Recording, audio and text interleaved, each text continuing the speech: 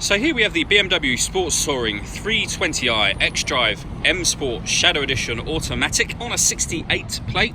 I'm going to start off by showing you around the outside of the car, and then we'll hop in and run through some controls on the inside. But from the outside you can see that it's a 5-door car with tinted windows.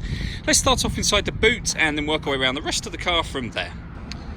So the tailgate on this car will open electronically. You can either do that by pressing the button on the tailgate or the button on the bottom of this key. Give that a push and the boot will open up. As we approach the back of the car, you can see we've got reversing sensors. This car's also got a reversing camera, which I'll show you when we're inside the car. A part of what makes this car the Shadow Edition are the darkened front and rear lights and these darkened tailpipes just here. As you can see, we've got plenty of boot space along with 3 individually folding rear seats as well.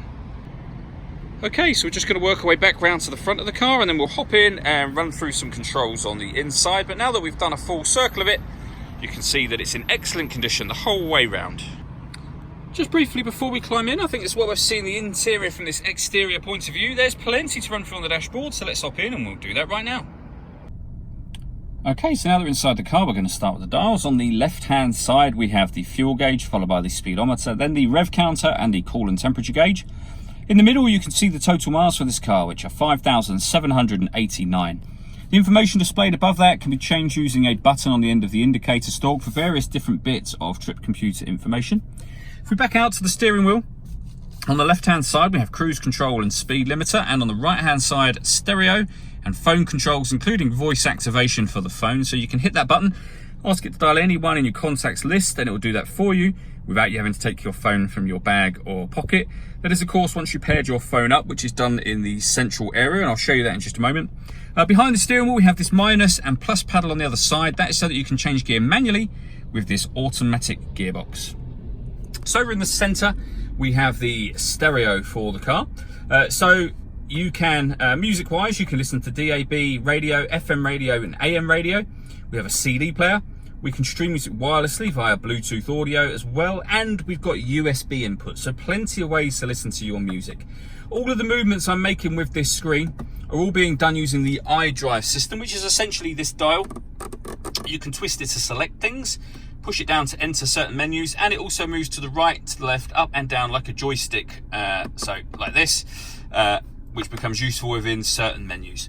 For example, the satellite navigation. There's a full video showing how this works on both our website and on our Facebook page. But if I want to access this panel to the left, I just jog the dial over to the left, and everything that I then rotate to is highlighted so you know exactly what you're doing at all times.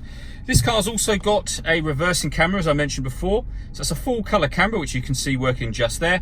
In conjunction with the parking sensors, it makes this car very easy to park.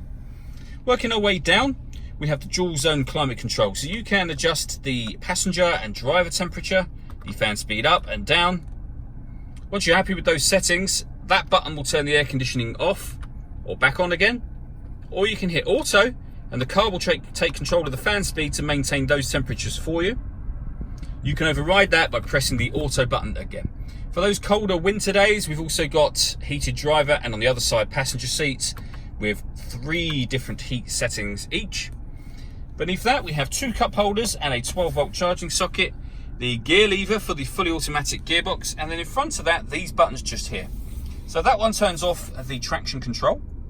You can then, if you wish to, put the car in sport mode or Eco Pro mode. There's also comfort mode, which is the middle one, which isn't displayed on the button. But if I press sport, you can see over in the central display here, we've got sport. We're in sport plus at the moment, so we've got sport mode, comfort mode, Eco Pro mode, and as I mentioned just a second ago, we've also got Sport Plus mode. Sport Plus mode is exactly the same as Sport, but gives you dynamic traction control as well. And all modes are shown over on this central screen as well. So Sport, Comfort, which is your everyday mode, and Eco Pro. All that leaves me to say is thank you for taking the time to watch this video. If you'd like to come and see the car in person and have a test drive, please feel free to call any of our MJA sites. We'd love to hear from you soon.